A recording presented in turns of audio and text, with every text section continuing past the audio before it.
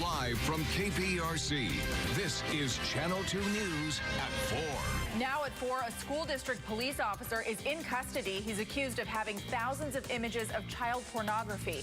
That Humble ISD police officer turned himself into authorities in just the past few hours. Good afternoon, I'm Sarah Donchie. And I'm Keith Garvin. We first told you about this case during our newscast at noon. Now Channel 2's Kathy Hernandez is live downtown with how investigators found out. Kathy. Well, good afternoon. It's a very disturbing case. Investigators say it all started with a job interview with Precinct 4, and then they discovered Jeffrey Clark had thousands of pictures of child pornography. As you said, he turned himself into police, and he could be released from jail later today.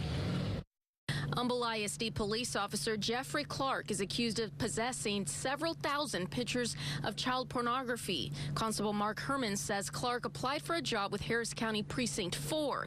It was during the interview process, investigators raised eyebrows. Questions were asked. There was some polygraph tests given, and during that process, the questions that we vet applicants with brought a lot of this to the forefront.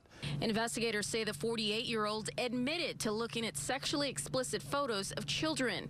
Then, they say, deputies searched his Humble home and found 3 electronic devices with those pictures. We knocked on his front door, but no one answered. Clark has worked for the Humble ISD Police Department for 2 years. The district sent us a statement saying, quote, nighttime patrol officers do not interact with students on a regular basis. He was hired in July 2015, and on August 2nd, 2017, he was placed on administrative leave pending the outcome of the investigation.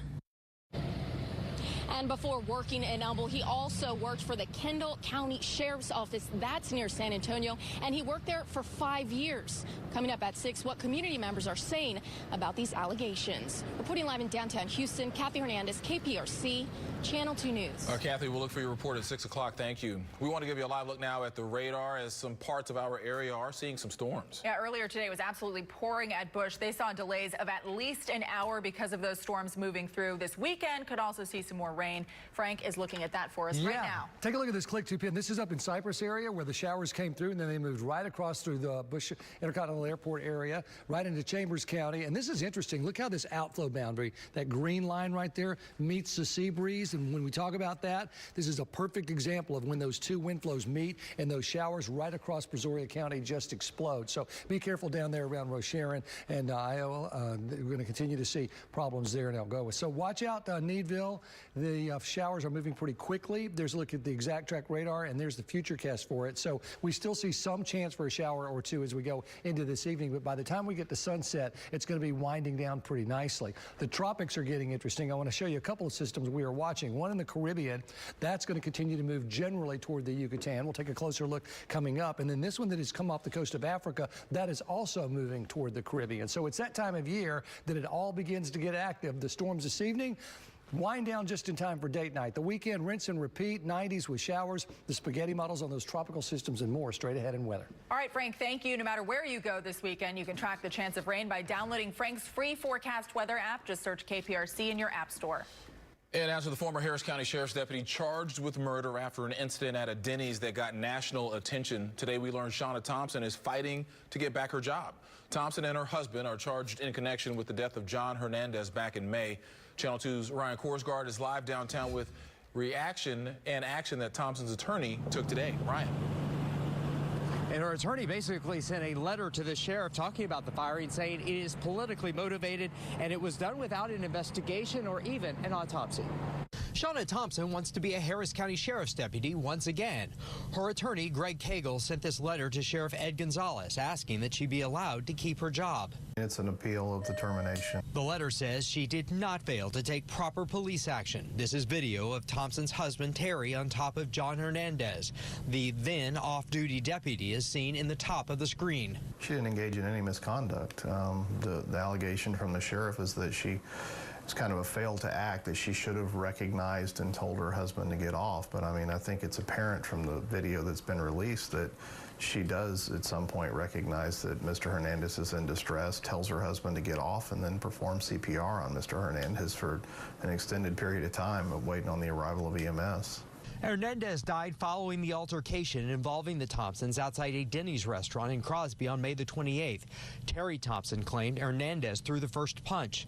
Thompson's wife, then a deputy, arrived a short time later. Hernandez died 3 days later at the hospital from what the medical examiner says was a lack of oxygen to the brain due to strangulation and a compressed chest. The sheriff announced on May the 21st that Thompson had lost her job. If we don't get the relief that we're asking for, which is her to be reinstated, then it goes to the Civil Service Commission. And by the way, we checked with the Harris County Sheriff. Right now, he says he is not commenting beyond what has already been said. We're live downtown. Ryan Korsgaard, KPRC, Channel 2 News. All right, Ryan, thank you. And right now on click2houston.com, you will find previous stories we've done on the case of John Hernandez's death, including a timeline of what happened. You'll find the story on our homepage. A closure on Highway 290 may affect your plans for tonight. This is a live look at TransStar cameras. This is the area of the West Loop near 290. Ongoing construction in this area. If you're familiar, things can get very congested there. Jennifer Reyna has a look at construction projects impacting the roads this weekend.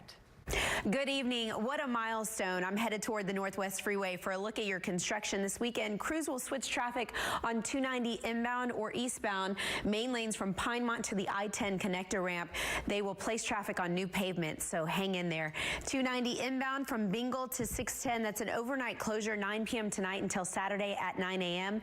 And then Saturday 9 a.m. they will block 2 lanes from Hollister to the I-10 direct connector until Monday at 5. You always have the option of taking Hempstead or the Beltway down to the Katy Freeway. Another project to note down in League City, 45 Gulf Freeway north and southbound frontage road at FM 518, totally closed 10 p.m. on Saturday night until Sunday at 5 a.m. You can use the main lanes. Guys, back to you.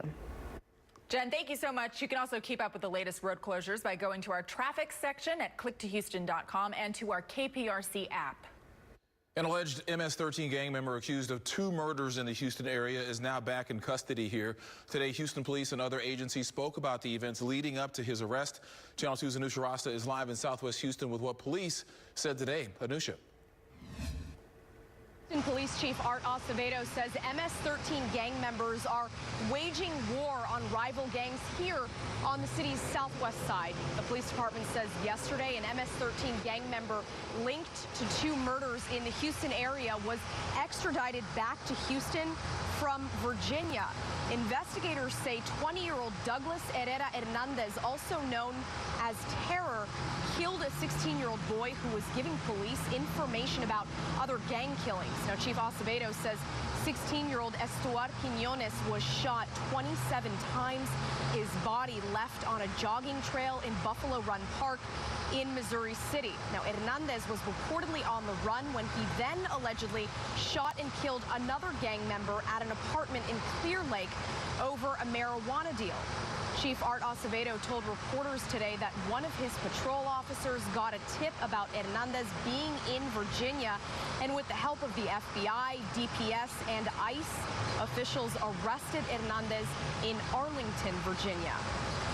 This fight against MS-13 is not going to be a city, county, state, national fight. It's going to be an international fight. And to the gang members, just know this, that we're working with our FBI partners and with the national police and nations throughout Central and South America and in Mexico, joining forces. There will be no haven. There will be no safe haven for these folks. And Hernandez is facing 2 counts of capital murder. Chief Acevedo says more charges are possible. He also tells us that there are more than 20,000 documented gang members in the Houston area. And so he is urging folks at home to call police, get in touch with investigators if you have any information about gang activity. Reporting live in Southwest Houston, Anusha Rasta, KPRC Channel 2 News. Thank you, Anusha. Now to some new developments in a story we've been following for days now. The woman accused of shooting a man in the groin and killing him appeared in court again this morning. Today's appearance for Deborah Davis was to explain her bond conditions. She is accused of shooting and killing Rodney Johnson earlier this week. Originally, police said the two were romantically involved, but today Davis's attorney disputed that fact, saying Davis was just helping Johnson after he was released on parole. She went as far as to call Johnson an addict. So on the night in question, she was going to bring the deceased his belongings at the only place she knew that she'd probably find him, and that's a crack house. There was a girl there. Whether or not that was the deceased girlfriend is of no moment to Miss Davis, because those two were not romantically involved. He then produced a bat, and the rest is what we know. He ended up dead. But it was not murder, it was self-defense, and there was no romantic relationship. Johnson served time for aggravated robbery with a deadly weapon. Davis is free on a $50,000 bond. News from Washington now, and the latest on efforts to plug information leaks involving highly sensitive information from President Trump's administration. Today, Attorney General Jeff Sessions issued a stern warning to potential leakers to the press, saying they will be prosecuted. Sessions is tackling an issue that has long frustrated the president. In fact, the FBI has created its own unit to handle all the leak investigations initiated by the Trump administration. All this, as the Wall Street Journal reports, special counsel Robert Mueller is working with a grand jury as part of the Russia investigation. Well, tragedy drives one local woman to help others. Coming up in our Women Making a Difference series, you'll meet Hope Ewing and her efforts to help mothers in need. And one man's big catch in Corpus Christi, how he and a few others reeled in a 12-foot-long tiger shark. But first, here is a look at some of your traffic times on this Friday. Definitely not Friday light out there. You're looking at 25 minutes if you're heading out to Baytown. Things very heavy in that direction. 48 minutes to Sugar Land on 59. 22 minutes on the East Tex heading up to Kingwood. Ever wondered what it takes to become a crime scene investigator?